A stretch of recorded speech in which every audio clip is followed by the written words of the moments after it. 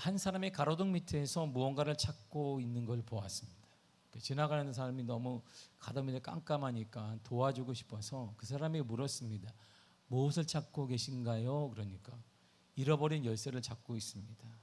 이게 없으면 집에 들어갈 수가 없습니다.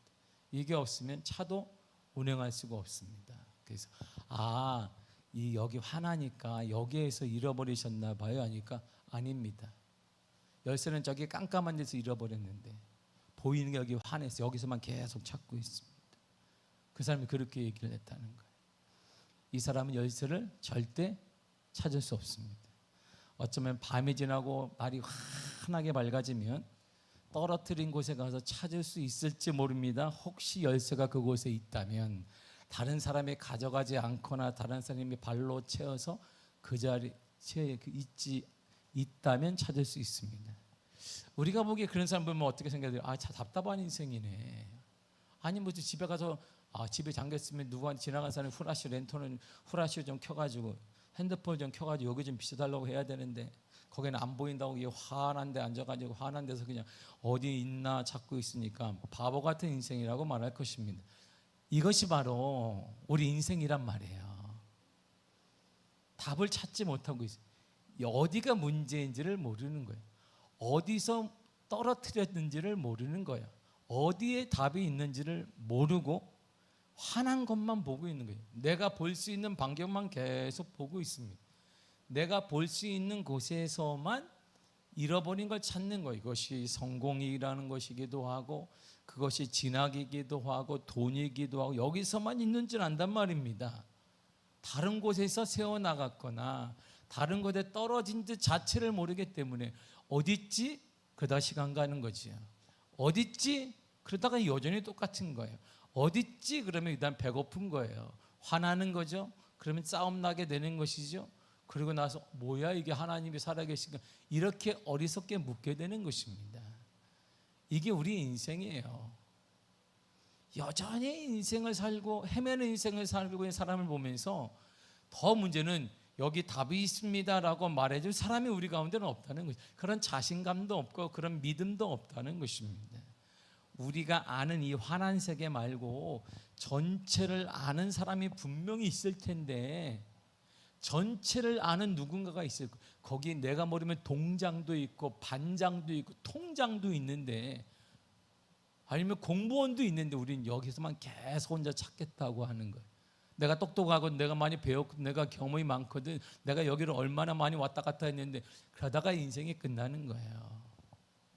내가 모르는 세계, 내가 아는 세계가 아닌 내가 모르는 세계를 아는 전체를 꿰뚫고 있는 분이 있다는 사실을 자각하지 않고는 인생은 여전히 답을 찾지 못하게 되고 있습니다. 오늘부터 저는 답이다 이 시리즈를 통해 여러 가지 막힌 인생과 가정과 삶의 터전을 위한 답을 찾아가는 시간을 갖고자 합니다. 기도하는 중에 50주년을 하나님의 은혜 가운데 마쳤으나 우리는 희년의 축복이 이제부터 이루어지는 거거든요. 그렇다면 막힌 담들 가정, 삶의 터전이 있단 말이에요. 그래서 이번 시리즈 설교를 통해 여러분의 인생의 가정이 일하는 곳에 화곡과 미래의 분명한 답을 찾게 될 것을 믿습니다. 우리의 신앙과 신학을 개혁주의라고 합니다. 기독교 이렇게 말하지 않고 개혁주의라는 말을 꼭 붙여요. 제가 미국에서 마지막으로 공부한 학교가 Reformed Theological Seminary예요. 한국말로 표현하면 개혁주의 신을 연구하는 신학 교육기관이 그러는데 어려우니까 그냥 개혁주의 신학교 이렇게 한국말은 그렇습니다. 제가 그 학교에서 가장 많이 들었던 단어가 뭐냐면 리폼이에요. 리폼. 개혁주의 이런 말이란 말이에요. 파스터탁 개혁주의 사고야 이렇게 묻는 거예요, 교수가. 내가 뭐? 근데 기독교 목사인 나한테 교수가 묻는 거야. 그것이 개혁주의 신앙이라고 생각하는가? 이렇게 물어요. 당신의 그 행동이 당신이 말하는 것이 개혁주의 신앙에 적합한가? 이렇게 묻습니다. 개혁주의 신학에 합당한 논리인가? 이렇게 묻는 거예요. 매번 물어요, 이게 교수가.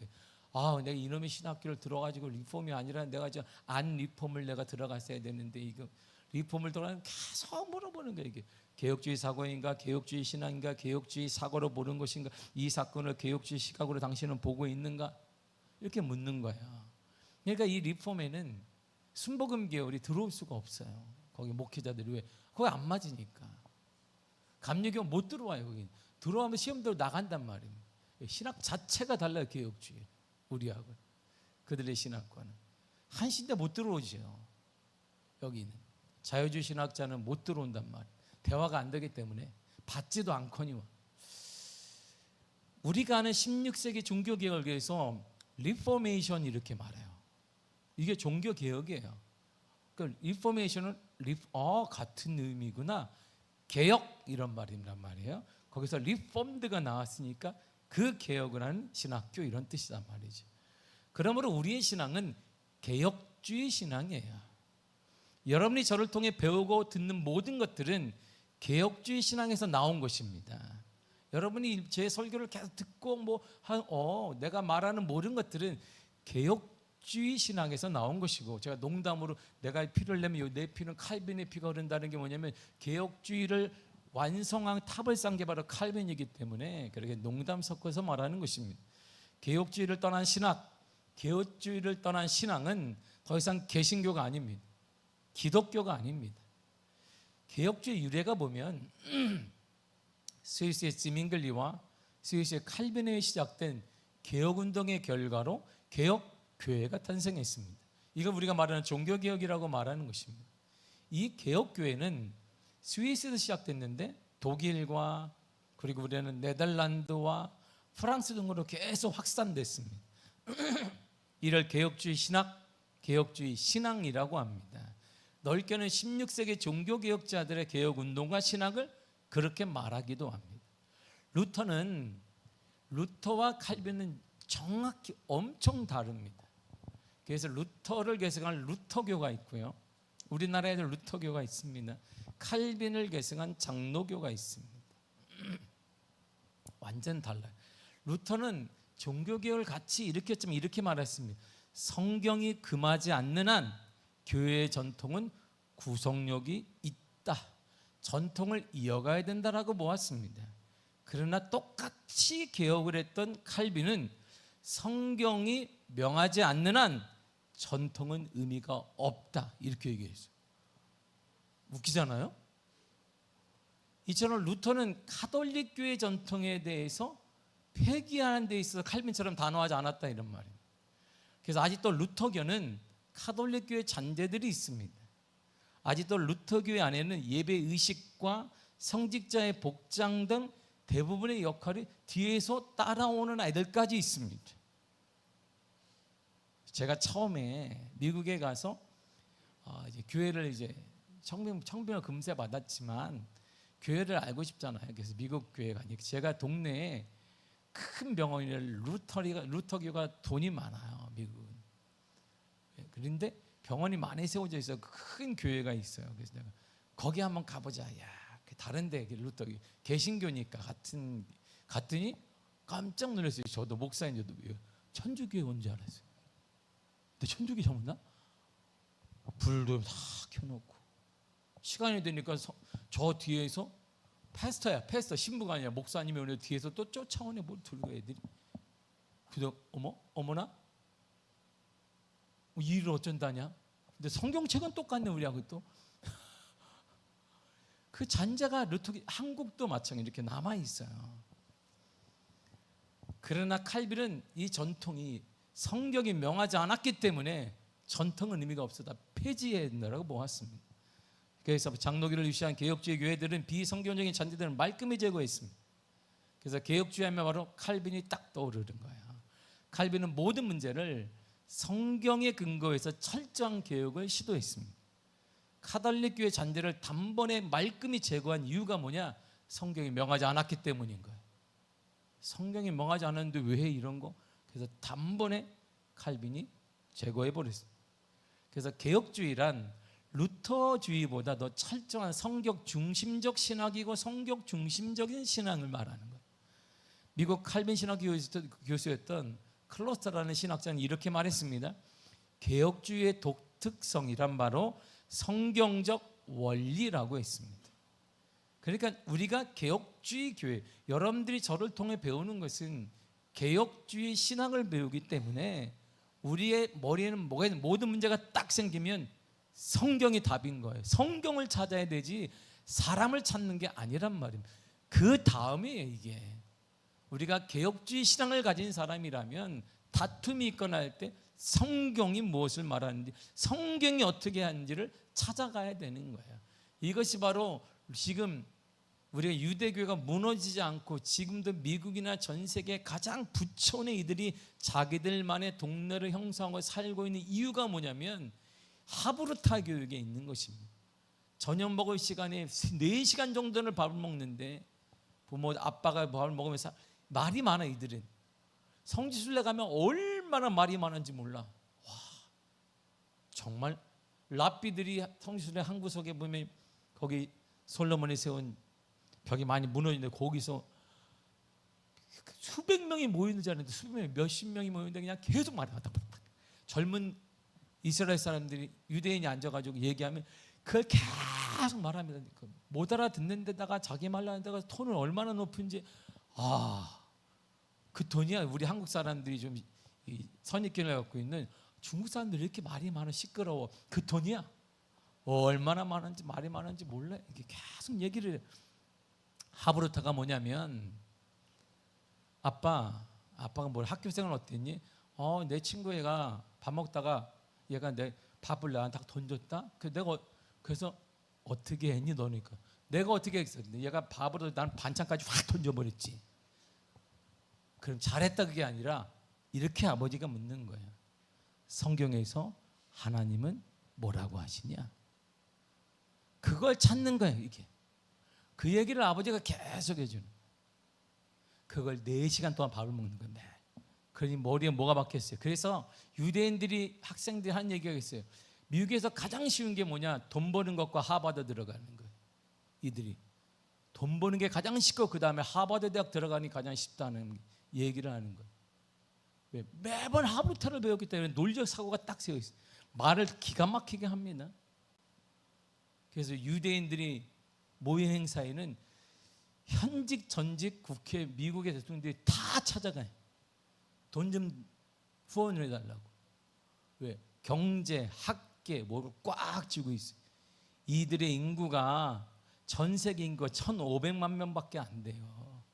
70억이 넘는 인구 중에 15억이 아니라 1,500만 명입니다.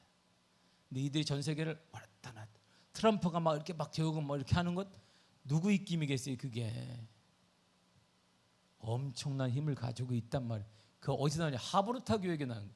우리나라 그래서 하브르타 교육을 갖고 왔다고 우리나라 망했지요. 애들 공부를 위해서 하려고 하니까 막 공부가 아닌 하브르타는 성경적 대화를 나누는 거예요. 이렇게 해서 성경으로 문제를 시작하니까 이 친구들이 계속 성경으로 보는 거예요. 시상을. 그러니까 논리성이 뛰어나게 되고 자신들의 어떤 민족인지 뛰어나게 되니까 일반인들과 대화가 안 되는 것이지요. 그러니까 자기들만의 촌을 형성하는데 그 동네의 유대인 촌이 다음에 가장 비싼 거예요. 일단 비싼 거예요. 가장 비싼 그냥. 저도 곳곳에 살아봤지만 유대인들이 모인 곳은 자기들만의 판매하고 이사 가면 그냥 놔둬요. 팔릴 때까지. 비싸니까 우리 일반인은 접근도 못하는데 거기에 마을의 형성을 해요. 근데 그래서 이들이 무너지지 않는 거예요. 우리도 근데 이들은 예수님을 안 믿잖아요. 신학을 안 믿으니 우리가 신학에는 신약 성경까지 우리가 습득을 하는 우리가 그들보다 못하다 그런 문제가 있다 이런 말입니다. 우리의 사고에는 그들만큼 성경에 입각한 신앙이 없다 이런 말이에요. 우리의 사고는 지금도 교회 안에 있지만 성경에 입각한 신앙이 아니라 물질에 입각하고 정에 입각하고 감정에 바탕을 둔 신앙생활을 하고 있으니까 날마다 위로 갔다가 땅을 치는 일이 반복되는 것이고 우리의 삶에 주시는 자유와 형통과 은혜와 간증이 일어나지 않게 되는 것입니다. 개혁주의는 성경의 기초에서 세상을 바라보는 거예요. 성경의 기초에서 신을 바라보고 성경의 우주를 바라보고 성경에서 이웃을 바라보고 성경을 위해서 꿈을 꾸는 것입니다. 인간관계를 규명하는 거예요. 바로 이것이 개혁주의 신앙입니다. 이처럼 개혁주의는 성경을 신앙과 생활의 절대적인 그 유일한 권위로 삼는 것입니다. 성경의 권위를 강조하고 있습니다. 하나님의 주권을 강조합니다. 그리스도인의 구체적인 삶을 통해 궁극적으로 하나님의 영광을 드러내고자 하는 신앙이고 신학이에요. 개혁주의는 삶을 엄청 강조한단 말입니다. 개혁주의 자체. 왜? 예수님이 그렇기 때문이에요. 예수님 자체가. 우리는 오늘날 신앙생활 하면 할수록 늘어나는 게 하나 있습니다. 말만 늘어나. 말을 얼마나 잘해. 저보다 다 잘해. 여기 강단 올리면 나보다 말 적게 할 사람이 없어요. 내가 상담하면 뭐 나보다 할렐루야. 야. 가끔 가다 내가 목사가 여기 계시네. 우리 교회 담임 목사. 나보다 말을 저렇게 잘하니. 본인이 문제 얘기하고 본인이 성경 구절을 얘기하고 본인이 결론을 맺으면서 나갈 때는 목사님 너무 감사합니다. 그런데 내가 뭐 감사한다. 나는 앉아있기만 했어. 그냥 2시간 동안 앉아있기만 했는데 혼자 얘기하고 뭐 한탄한다다가 근데 주님은 이러지 않았을 거예요. 얘기하고 그렇죠. 앞으로 이렇게 살아야 되겠죠. 그렇죠. 나 그렇죠 몇 번 했는데 2시간 지났는데 목도 안 써. 나는 목도 싫은데 가끔 가다가 그분은 이야 대단해. 나보다 말 잘하지. 그래서 개혁주의를 하나님 중심, 성경 중심, 교회 중심이라고 말하는 것입니다.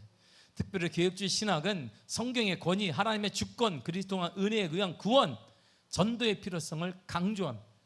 이것을 제가 계속 강조하고 설교한 거예요.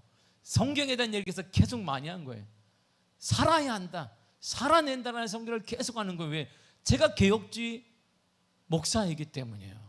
하나님의 주권에 대해서 얘기했고 오직 그리스도를 통한 구원에 대해서 그리스도만을 계속 찬양하며 그래서 설교했던 거예요. 전도에 대한 설교를 계속하고 있는 것도 바로 그것입니다. 개혁주의 성경의 권위는 개혁주의는 성경 하나님의 감동으로 권위 있는 하나님의 말씀으로 믿음과 실천의 모든 문제에 충분하다고 믿는 것입니다. 삶이 충분하다. 성경의 권위를 거기에 두는 것입니다. 하나님의 주권을 믿는 것입니다. 개혁주의는 하나님의 모든 피조물에 대한 절대적인 통제를 가지고 통치하신다고 믿습니다. 때때로 모든 사건 우리가 이해되지 않는 아픔도 있고 슬픔도 있고 형통도 있지만 모든 사건 하나님이 예정하셨다. 따라서 그 어떤 상황에서 하나님은 실망하지 않으시고 우리를 위로하시고 보호하시며 지켜주신다. 이게 하나님의 주권이에요. 은혜에 의한 구원이 있습니다. 개혁주의는 하나님의 그분의 은혜와 자비에 따라 백성을 죄와 죽음으로부터 구원하고 구속하신다고 그를 위해 택하셨다고 믿는 것입니다. 그래서 인간은 전적인 탈부에 주장하는 5가지가 뭐냐면 인간은 전적으로 타락했다. 사람은 자신의 죄된 상태에서 완전히 무력하다. 하나님의 진노 아래 있다. 결코 하나님을 기쁘시게 할 수 없다라고 말합니다. 노아 홍수가 온 것도 바로 이 사건 때문이 아니겠어요? 그 당시의 상황이 이렇게 말합니다. 창세기 6장 5절을 보겠습니다. 시작. 여호와께서 사람의 죄악이 세상에 가득함과 항상 악한 뿐임을 보시고 아멘. 보세요. 사람이 생각하는 모든 계획이 항상 악하다. 하나님의 진노로 노아 홍수가 임했던 것입니다. 그럼에도 하나님은 무조건적으로 선택하십니다. 영원한 과거로부터 하나님은 아무도 셀 수 없는 수많은 죄인들을 구원하시기로 선택하셨어요. 에베소 1장 4절 이렇게 말해요. 시작.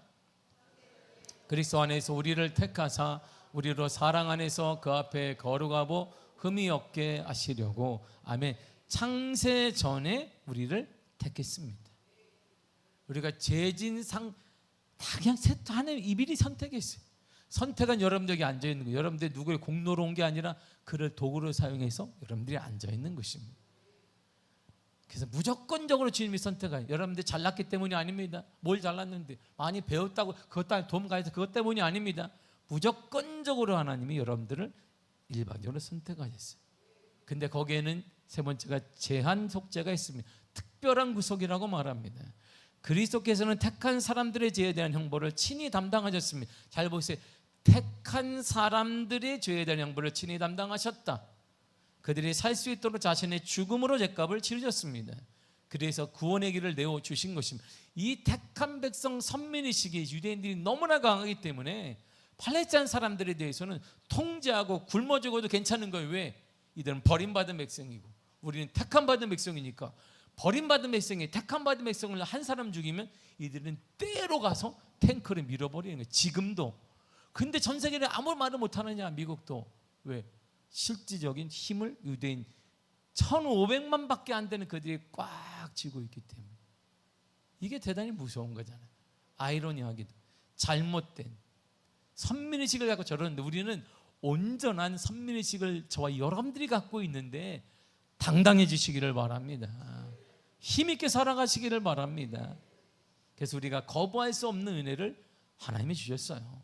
사람의 타락의 상태에서 하나님의 사랑을 사람들은 거부해요. 그래서 자연인이 하나님을 거부하는 그거 당연한 거예요. 그래서 우리가 예수에는 희망이 있습니다, 소망이 있습니다 하면 할렐루야. 그런 사람 봤어요? 못 본 사람은 아예 그런 거 안 해본 거지. 전도를 안 해본 사람 해보면 아는데 가서 내가 예수님이 당신을 사랑하시고 당신을 선택하시면 주님께 나와야 됩니다. 그러면 예 할렐루야. 그런 사람 아무도 없어. 아무도 없어. 자연인은 하나님을 거역하는 것이 당연한 거예요. 그러나 말이에요, 하나님의 은혜가 때가 되면 그의 마음속에 역사하면 그가 이전에 거부했던 것을 다시 원하게 만들어요. 그게 성령의 역사라고 하는 것입니다. 하나님의 은혜는 택한 자들을 구원하는 일을 반드시 성취하십니다. 그래서 우리가 그를 위한 기도가 필요한 거예요. 요한복음 10장 16절을 잘 보세요. 시작. 이 무리에 들지 아니한 다른 양들이 내게 있어. 잠깐만 여기 보세요. 예수님이 무리를 쳐놨어요. 이렇게 들어오라고. 여기 들어오면 안전하다, 내가 지켜준다, 이끌어준다, 내가 다 보호한다, 홀려두지 않는다 그랬는데 안 들어와. 이 양들이 안 들어오네. 혼자 지면 어떻게 되겠어요? 들짐승한테 죽게 될 거예요. 물이 어디 있는지 모르니까 다 죽는데도 안 들어오네. 그런데 주님이 보세요. 내가 인도하여야 할 터이다. 안 들어오는 사람도 내가 인도할 터이다. 그들도 내 음성을 듣고 한 무리가 될 것이다. 이 무리로 만들겠다는 거예요, 주님이. 이게 내가 뭐랬는데 이것이 바로 칼빈이 얘기한 불가항력적 은혜. 내가 거부할 수 없는 은혜란 말입니다. 나 안 들어가겠다는 말이 안 들어가겠다고. 그런데 안 들어가면 죽어. 어떻게 할지 모르. 네가 아는 거 여기 열쇠는 여기서 잃어버리고 여기만 있잖아. 여기가 답인데 들어와. 안 들어간다니까. 나 예수가 뭔지도 모르고 말이야. 정말 예수가 누군지도 모르는데 왜 이렇게 주위에서 하나 말하는지 몰라. 근데 주님은 너를 인도할 거야. 너가 내 음성을 들어서 한 무리가 되도록 하겠단 말입니다. 그리고 만들어줘요. 그래서 그걸 불가항력적 은혜라는 거야. 불가항력적 은혜. 그리고 마지막으로 성도의 견인이란 말이 있습니다. 하나님은 그분의 성도들, 선택받은 자들이 떨어지지 않도록 보호하십니다. 구원은 그래서 감정에 따라 오늘 내가 구원받았는데 오늘 교회를 안 나갔네. 내가 오늘 하나님 하지 말라는 그냥 말을 너무 많이 했네. 나는 구원이 떨어졌나 보다. 그렇지 않다는 거예요. 하나님은 한 번 선택한 자들을 끝까지 인도하신다는 거예요. 내가 놓을 수 있습니다, 하나님의 손을. 근데 하나님은 하나님의 손을 놓지 않아요. 끝까지 인도. 이게 성도의 견인이란 뜻입니다. 더 나아가 복음 전도의 필요성을 개혁주의는 강조합니다. 개혁주의는 그리스도인의 전도를 통해 영적으로 이 세상을 변화시키고 거룩한 삶과 인도주의를 통해 사회적으로 이 세상에 변화를 만들어내야 한다고 믿습니다. 그래서 우리는 성미와 그리고 구제를 이 지역에 하는 것이, 우리가 부자에서 아닙니다. 부자에서 하는 게 아닙니다. 부자가 되려고 하는 것이 믿기 때문에 하는 것입니다. 알다시피 지난 6월에 강북구 교회들 220개가 넘습니다. 사찰도 우리 동네는 꽤 많습니다. 이단들도 많습니다. 종교단체들도 많습니다. 거기서 우수 기부자 시상을 했습니다. 강북구청장이 나왔고 사랑의 열매 사회복지 공동모금회 회장 대리가 나왔습니다. 그 자리에서 한 교회가 유일한 개교회 개시찰 연합회들이 받았어요. 강북교구연합회, 강북구 사찰연합회들이 받았습니다. 그러나 개인 사찰, 하나의 사찰, 하나의 교회는 아무도 못 받았습니다. 유일하게 종교단체 중에 한 교회가 받은 유일한 시상자가 있었어요. 그게 우리 미아교회예요. 그게 우리 교회입니다. 강북구청장이 지난주에 와서 괜히 이렇게 축사한 게 아니에요. 우리가 그러면 저 교회보다 큰가? 여기 앞에? 그렇지 않아요. 우리는 믿는 거예요. 우리 하나님을 믿는 것이고 하나님의 사랑을 나누는 것이고 그를 통해 주님의 사랑이 조금이라도 세상에 알려질 수만 있다면 하고 있는 것입니다. 괜히 강북구청에 이렇게 말하는 게 아니에요, 여러분. 이번 주에 제가 바쁜데 제가 이 동네에 없었어요, 이번 주에는. 근데 우리 교육자를 시켜서 강북구청 사무실에 저희들이 커피 배달시켜줘라, 커피 가져가자, 수고하는데 한 잔 갖다 줬겠어요? 거기 직원들 다. 우리 구청장 사무실에 비서가, 이야, 나도 비서가 없는데 할렐루야, 담임 목사도 없는데 이렇게 수고한 나도 없는데 거기는 비서가 열댓 명이야. 거기 다 가장 좋은 걸로, 더우니까 수고하니까 아이스 커피 다 사다 드리고, 우리 기념품도 여러분 180개인데 담임 목사가 기념품이 없어. 지난주에 기념품이 많이 오긴 했어. 우리가 자성하자 서 있었잖아요. 많이 오긴 했는데 맨 나중에 기념품이 없어요. 교육자도 하나씩 받은 거 잠깐만 회수하자. 우리 교육자, 나를 담임 목사 편 우리 교육자들은 기념품이 없어. 신기한 일이야. 참 얼마나 기쁜지 몰라요. 왜? 남았으면 서운한데 안 남았으면 얼마나 기뻐요. 많이 왔구나, 주의 은혜로. 그래서 우리 없는데 가져갈까 봐 몇 개 모아놨어. 이렇게 5개 모아놔서 꼭 절대 안 뺏기려고 이렇게 그거 하고 차고 내가 갖다 준 거야. 갖다 드리라고 해서 우리 교육자들이 갖다 줬습니다. 왜 하느냐? 그들이 우리에게 잘 보여야 되는 거예요. 도움은 우리가 주지 거기서 뭘 줘? 복음 때문인 거예요. 안 믿는 사람들이 많으니까 교회에 대한 이미지 때문이에요. 교회 이미지 담임 목사 이미지는 관심 없습니다. 주님의 이미지와 교회의 이미지 때문이에요. 그러면서 전도하는 것이죠. 사랑하는 성도들, 신앙을 전수해야 합니다. 반드시 우리 자녀를 주님의 자녀가 되게 해야 됩니다. 가정에 복음하는 상식입니다. 이것을 위해 기도하고 또 기도하면 하나님 반드시 응답하여 주실 것입니다. 가정에 복음화가 되지 않았음에도 교만한 것은 영적 구제불능에 빠진 것입니다. 그러므로 우리에게 인생의 기준이 뭐냐? 성경이에요.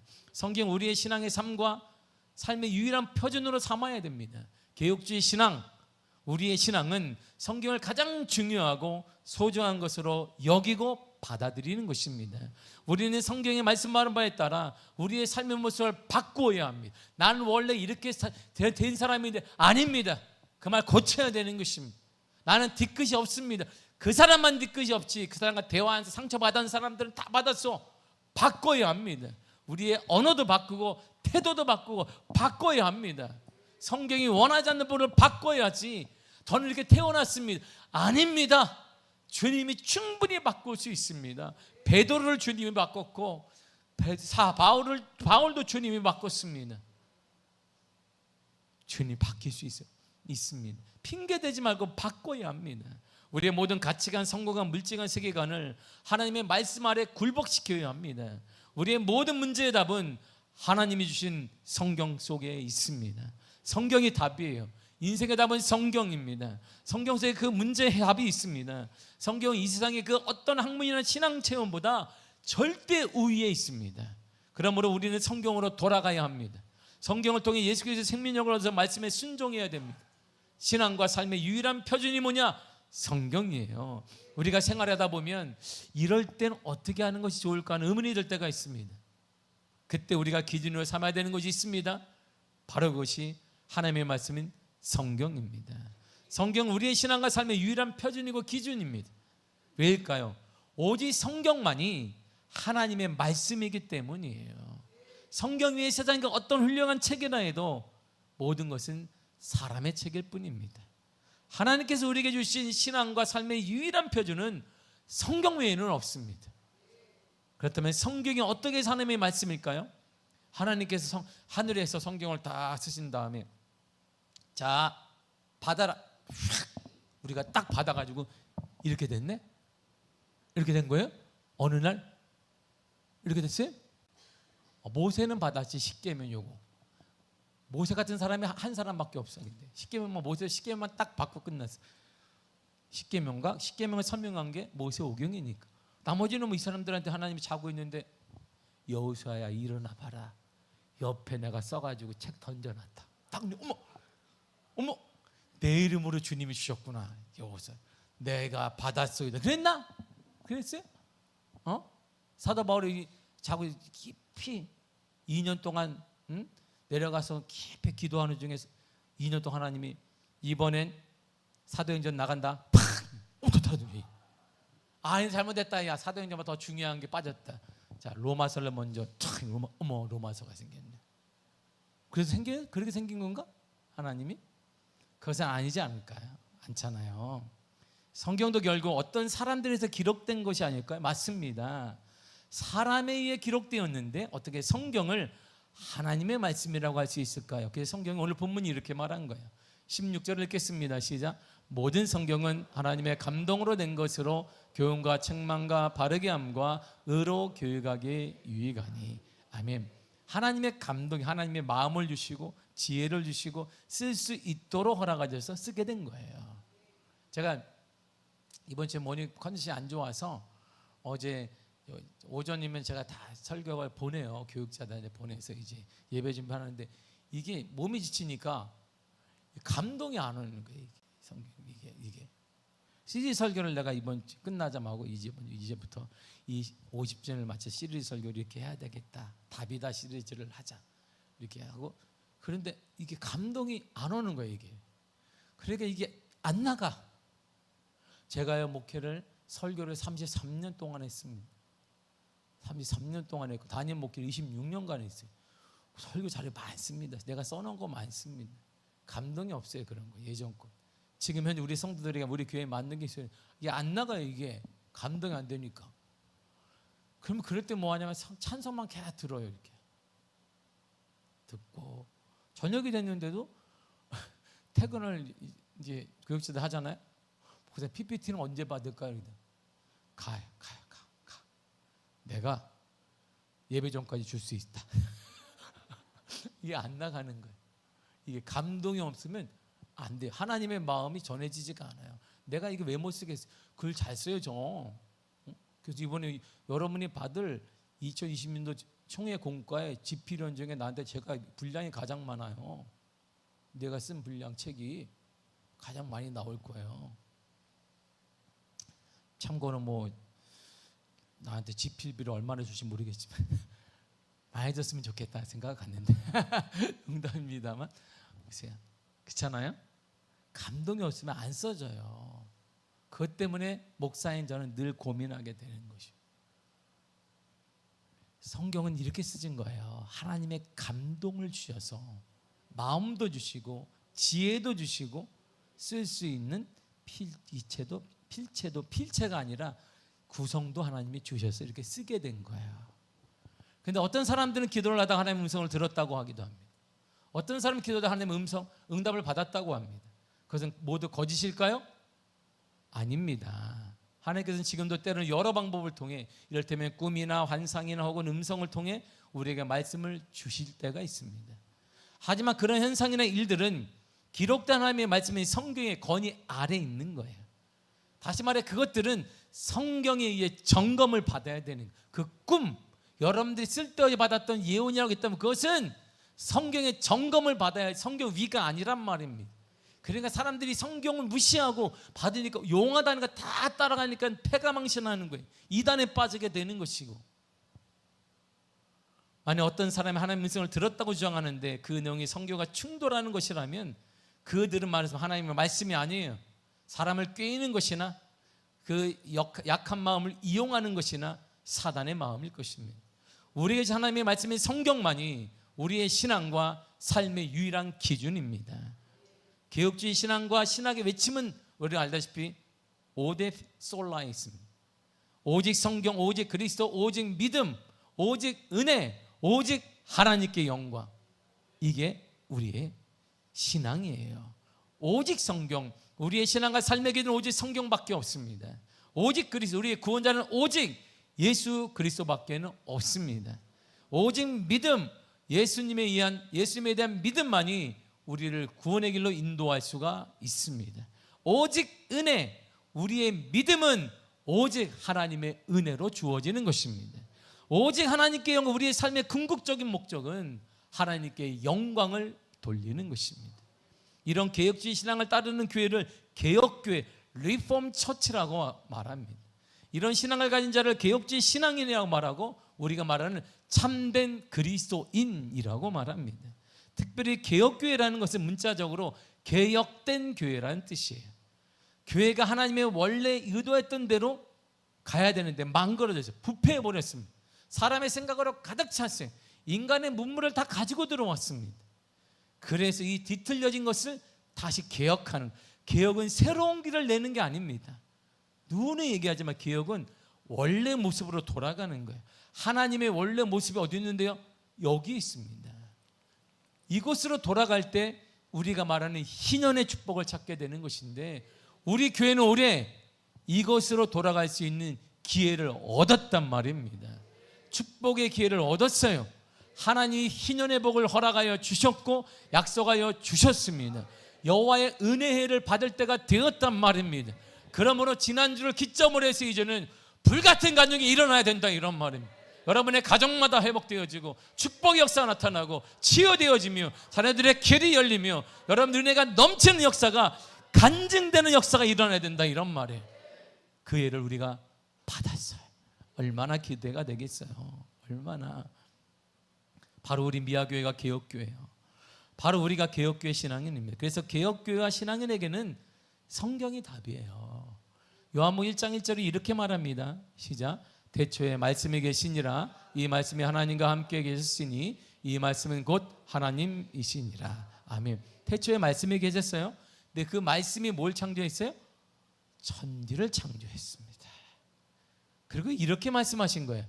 1장 3절을 보겠습니다. 시작. 만물이 그로 말미암아 지은 바 되었으니 지은 것이 하나도 그가 없이는 된 것이 없느니라. 저기서 그가 누구일까요? 말씀이에요. 말씀. 자 보세요. 만물 모든 것이 말씀을 통해 창조되었어요. 우리 인간은 그 만물 가운데 하나에 불과합니다. 그래서 인생의 답은 거기에 있는 거예요. 보세요. 말씀이 우리를 가장 잘한단 말이에요. 차는 누가 잘 알아요? 차를 만든 사람, 차를 만든 회사, 차를 만든 기술자가 가장 잘 압니다. 인간을 만든 것은 말씀이라는 거예요. 그러니까 말씀이 우리를 가장 잘 알아요. 여러분들의 아픔을 가장 잘 알고 문제를 가장 잘 알고 해답을 가장 잘 안단 말입니다. 그래서 우리가 늘 말해요. 우리 인생의 답은 그래서 말씀에 있다라는 것입니다. 그 말씀을 다시 성경이 이렇게 말해요. 요한복음 1장 14절입니다. 시작. 말씀이 육신이 되어 우리 가운데 거하심에 우리가 그의 영광을 보니 아버지의 독생자의 영광이요 은혜와 진리가 충만하더라. 아멘. 그 말씀은 하나님이시고 성육신한 구원자 예수 그리스도인 거예요. 주님의 성육신을 구원하시기 위해고 우리는 구원이 필요한 존재예요. 그러니까 딱 맞았잖아요. 우리를 구원하시기 위해서 말씀되시는 그분이 몸을 입고 오셨는데 그분이 바로 예수님이라고 말하는 것입니다.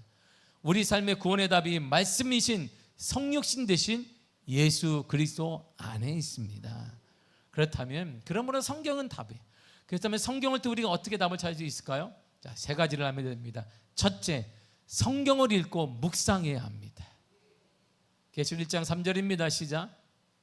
이 예언의 말씀을 읽는 자와 듣는 자와 그 가운데 기록한 것을 지키는 자는 복이 있나니 때가 가까움이라.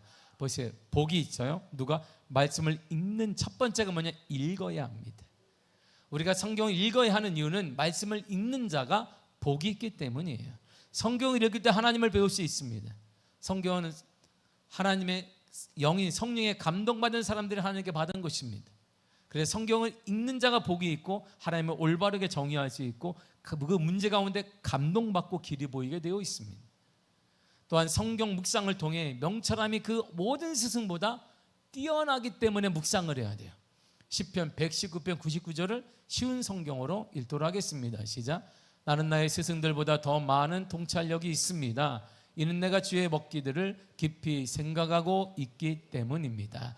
아멘. 깊이 생각하는 게 묵상이거든요. 이 묵상 때문에 나의 윗선조보다 더 많은 통찰력이, 내 아버지 때보다는 통찰력이 있어요.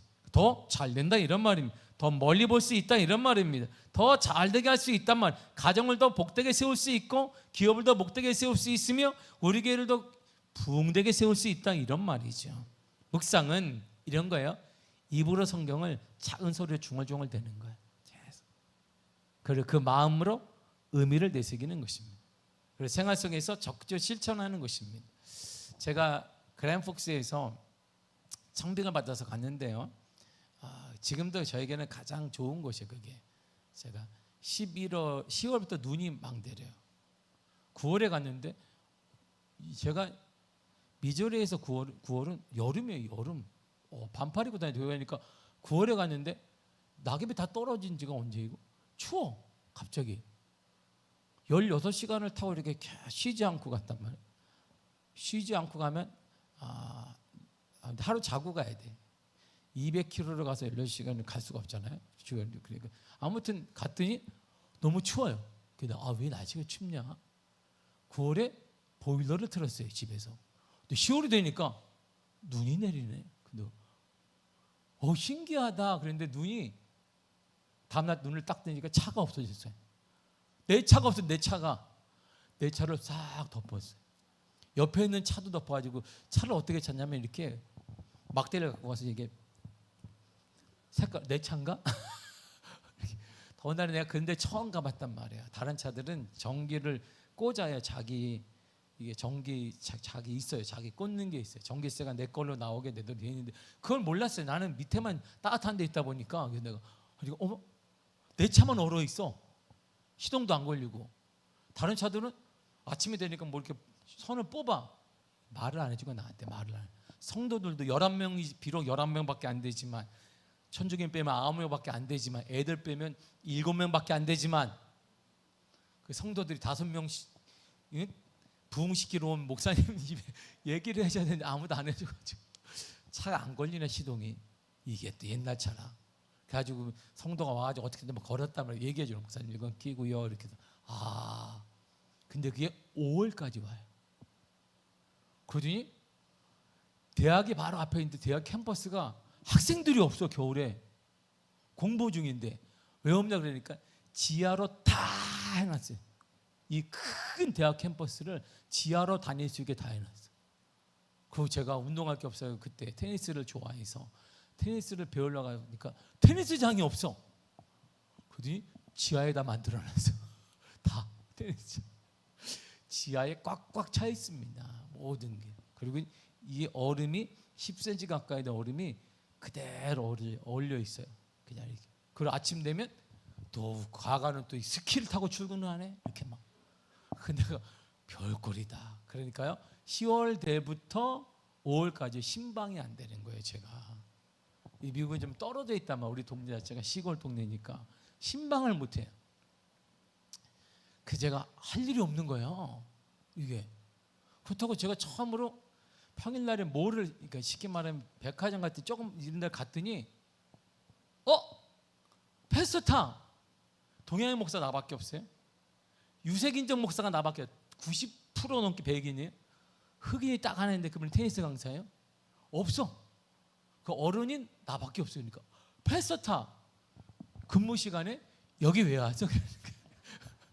그 이후로 내가 뭐를 못 갔어요. 가고 싶었는데 왜 가만히 있어야 돼. 그리고 내가 도서관에 앉아 있으면 백인들이 지나가 패스타. 그 나한테 그 도서관에 내가 목양실로 그 교회에서 우리가 렌트 한 달에 얼마 주고 썼는데 50불 내고 썼는데 이게 달라 그랬어요. 왜 이러냐면 꼭 히브리하고 설명을 갖고 와. 나한테 갖고 와서 영어로 물어봐. 나는 그걸 다시 한국 사람 영어로 설명해야 되니까 맨날 이렇게. 그러다 가끔 피곤해 자고 있으면 패스타 깨워 또 나를 이렇게. 그러니까 모든 도서관에 있는 할아버지 할머니와 백인들이 나를 감시하고 있는 거예요. 이렇게. 동양인 목사가 뭐 하나. 그래가지고 너무 부담이 돼가지고 제가 그 교회 가서 목양식 하나 달라. 근데 50불 냈는데 달라. 같은 교단인데서 목양식을 하나 줬어요. 거기에 줬는데 똑같아. 매일같이 할머니 할아버지들이 와. 권사님, 우리말 권사님, 장로님들이 와가지고 맨날 나 봐 이렇게 뭐 하는지 이렇게 왜 보는지 몰라. 그리고 와서 커피 마시라고 내가 안 먹는다고 했는데 팍 떠가지고 그래도 한 잔 드시라. 쿠키 하나 갖고 와서 쿠키 하나 먹을. 다 감시. 근데 여기서 할 일이 없으니까 그때 제가 5년 동안 있으면서 뭘 했냐면 성경만 본 거예요. 이거밖에 없어요. 한국 책이 너무 귀한 거예요. 그래서 우리 방학 때 애들이 나가면 제가 리스트를 주면 부모님들이 사서 보는데 그걸 아껴서 봐야 돼요. 이렇게 한국 책은 귀하니까 성경을 보는데요. 그때 제가 그 은혜로 지금 목회를 하고 있는 성경 한 절 한 절을 제가 다 묵상했어요. 한 절 보고 묵상. 한 절의 뜻이 무엇인지 성경에서 묻고 찾고 이 일을 그때 한 거예요. 창세기 왜 그랬을까? 왜 어떻게 그랬을까를 여기서 찾고 저기서 찾고 한 일을 그때 한 거예요. 그때 책을 제가 3개월에 한 번씩 성경책을 빡빡하게 바꿨어요. 그리고 한국 나올 때마다 그걸 가져가서 이제 동기들한테 선물로 주면 동기들이 나한테 그래 고맙다고. 모든 설교가 해방되었다. 저한테 그랬단 말이에요. 이게 그때 힘으로 지금 목회하는 거예요. 성경 읽고 묵상하는 게 엄청난 힘입니다. 목회뿐만 아니라 우리의 삶에 엄청난 힘이 된단 말이에요. 성경을 읽어야 합니다. 그리고 의미를 마음으로 되새겨야 되고 쓰고 실천해 가야 됩니다. 두 번째가 성경을 공부하고 암송해야 합니다. 스가랴 7장 10절을 보겠습니다. 시작. 에스라가 여호와의 율법을 연구하여 준행하며 율례와 규례를 이스라엘에 가르치기로 결심하였었더라. 아멘. 에스라는 성경 연구와 말씀 실천에 자신을 바쳤습니다. 이스라엘 백성들을 가르쳤습니다. 이처럼 성경을 공부하는 자는 열린 마음으로 편견 없이 성실하게 공부를 해야 합니다. 그리고 하나님의 뜻 담긴 성경을 연구하고 실천하는 것에 전념해야 되고 그리고 성경을 암송해야 돼요. 자 보세요. 마태복음 4장 4절이 이 내용이에요. 시작. 예수께서 대답하여 이르시되 기록되었으되 사람이 떡으로만 살 것이 아니요 하나님의 입으로부터 나오는 모든 말씀으로 살 것이라 하였느니라 하시니. 아멘. 예수님이 신명기 8장 3절의 말씀을 암송하고 계셨어요. 그래서 사단이 딱 오자 그 말씀을 암송한 말씀을 얘기했단 말입니다. 자, 그 말씀으로 마귀의 시험을 이긴 거예요. 특별한 게 아니라 암송한 말씀으로 이겼단 말입니다. 그래서 성경은 암송해야 합니다. 어려움 당할 때 성경이 딱 떠올라야 됩니다. 어려움 당할 때 그래서 성경을 많이 암송해야 돼요. 오늘날에 암송하면 좋은 것은 사단도 이길 수 있고 치매도 이길 수 있고 다 이겨낼 수 있기 때문에 성경을 암송해야 합니다. 세 번째가 바로 말씀을 삶으로 살아내야 합니다. 요한복음 31장 8장 31절과 32절을 보겠습니다. 시작.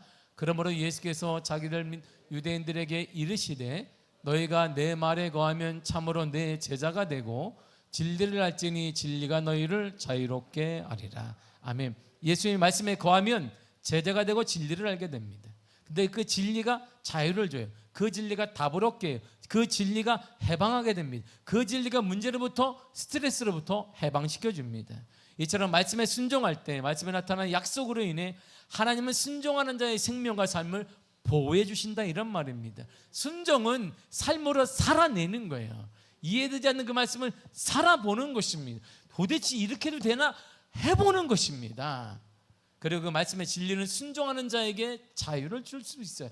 우리가 말씀으로 살아낼 때 약속된 복을 누릴 수 있습니다.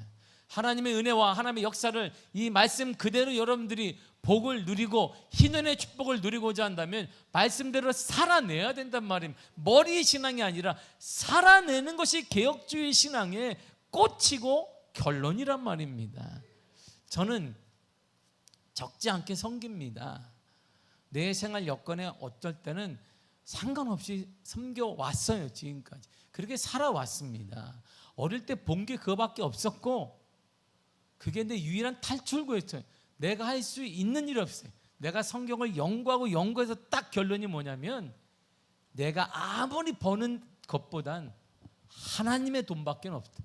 하나님의 것으로 나도, 하나님의 것으로 내 목회도, 하나님의 것으로 내 자녀를 공부시키는 방법밖에 없다고 저는 어릴 때 깨달았어요. 그러려면 섬기는 것밖에 없다. 간혹 친구 목사님들이나 주위 성평신도들이나 지인들이 저를 걱정할 때가 있습니다. 왜 그렇게 살아? 목회 이렇게 했고 규모도 됐는데 이제 왜 너는 가진 게 하나도 없니? 그럴 때마다 저는 이렇게, 주님이 이렇게 얘기해요. 불의한 재물로 친구를 사귀라고 했다. 천국에 가지고 못 가는 다 불의한 것이, 그걸로 친구를 사귀라는 건 섬기라는 거야. 어차피 내가 천국 갈 수, 이게 갖고 있다면 내가 이렇게 목회 안 해. 싹싹 모았지. 어떻게 하든지 다 모아가지고 사례도 그냥 팍팍 올리지. 내가 5년째 내가 안 올린 줄 알아요? 200%씩 올려가지고 말이야. 한 달에 한 2천만 원씩 받지. 그런 날 있으면 좋겠다. 반이라도 받았으면 좋겠는데, 4분이라도 받았으면 좋겠다. 응? 그런데 주님 말했어요. 불의한 재물로 친구를. 저는 맞아요. 천국에 못 가져가는 건 똑같아. 그러면 그걸로 친구를 사귀면 뭐가 형성되냐면 인맥도 쌓이게 되는 게, 존경도 받게 되고 사람도 만나게. 저는 그래서요, 잘 사는 분을 가끔 만난단 말이에요. 강남 쪽에 있는 사업하는 분 뭐 이런 만나도 대접은 제가 합니다. 알아요. 무슨 미아교회 목사님 대접은 제가 딱 해요. 그리고 제가 그분들 뭐가 되면 내가 봉투를 하나 딱 많이 주진, 절대 많이 주지 않습니다. 돈 많은 사람들에게 내 돈, 어떤 돈이 떨면서 내가 준단 말이에요. 떨면서 이렇게 축하한다 줘요. 그러면 이분들은 뭐냐면 늘 얘기해요. 받아본 적이 없었어요. 사람들은 늘 내가 주는 사람으로, 섬기는 사람인지 알았는데, 목사님 너무나 고맙습니다 이렇게 얘기해요. 그 돈이 크지도 않는데 불의한 점을 사귀는 거예요. 존경받지, 그리고 하나님도 길이 열어주지. 그리고 우리 아이들을 내가 공부 못 시켜요. 우리 교회가 시키는 것도 아니고, 그럼 누가? 하나님이 시켜주는 것이. 이게 저는 뵀어요. 그래서 저는 괜찮습니다. 그리고 저는 축복의 말씀을 알아요. 누가복음 6장 38절에 주라, 그러면 너에게 줄 것이고 후이되어 흔들어 차고 넘쳐서 너에게 안겨주리라. 그게 저예요. 할렐루야. 그래서 우리 교회는 여러분도 알겠지만 재정 보는 장로님에는 있지만, 제가 처음에 왔을 때 맨날 다음 주 지출 어떡하지? 사례 어떡하지? 걱정 안 해요. 요즘은 100만 원이 남아도 걱정하는 분이 나밖에 없습니다. 우리 걱정 안 합니다. 믿음이 그렇게 강하지. 왜? 다 채워주신 하나님의 그에 따라 다 하나님께. 왜? 섬기는 교회는, 나누는 교회는 하나님이 복을 주십니다. 그렇게 제가 목회해 왔고, 그래서 힘든 교회들마다 재정 때문에 어려움 당하지 않았고, 성도들도 하나님의 은혜를 다 간증하는 역사를 직접 보았기 때문에 우리는 희년을 맞는 우리 교회는 그렇게 더 큰 은혜를 경험하게 될 것입니다. 개혁지 신학자들은 개혁교회는 항상 개혁되어야 된다고 했습니다. 성도와 교회는 하나님의 말씀에 주신 늘 자신을 되돌아보며 깨끗하고 건전한 교회가 되도록, 신앙이 되도록 돌이켜봐야 합니다. 자기 자신도 개혁하지 못하는 교회와 성도가 다른 사람이나 혹은 사회를 향해 올바르게 살라고 주장할 수는 없습니다. 성경은 우리가 하나님의 뜻에 따라 정결하고 의롭게 살 것을 요구합니다. 말씀을 살아내지 못하는 것을 우리는 회개해야 됩니다. 내가 이해되는 것 많지 않습니다. 이해되지 않다로 때로는 하나님의 말씀이라면 살아보는 것입니다. 그럴 때 간증과 은혜와 기적이 나타나는 것입니다. 우리는 말씀을 바탕으로 우리의 삶의 모든 영역을 개혁해 가야 합니다. 바꾸어 가야 되는 것입니다. 사랑하는 성도 여러분, 우리가 50년의 감사 예배를 드렸습니다. 이제 하나님이 약속한 이 희년의 축복이 이제부터 쏟아지게 될 것입니다. 바꾸십시다. 그 하나님의 은혜와 복을 받게 우리가 바꿔야 됩니다. 단호하게 결단하여 우리가 잘못된 것들을 바꾸고, 우리가 작은 그릇도 바꾸고, 말씀에 어긋나는 것들을 바꿔나가요. 회개하는 역사가 일어날 때 하나님이 약속하신 주의 영이 임하여서 자유케 되어지고, 회복케 되어지고, 은혜가 넘치게 되고, 부하게 되어지고, 치유하게 되어지고, 열리는 역사가 반드시 일어나게 될 줄 믿습니다.